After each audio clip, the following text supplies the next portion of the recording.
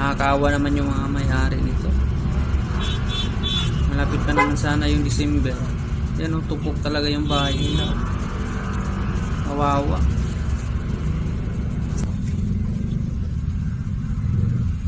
Ayan o. Ay nako. Yan po, sa ano, gilid lang sila nakatira o. Umuulan pa.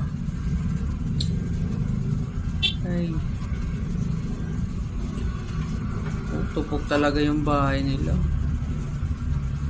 Grabe.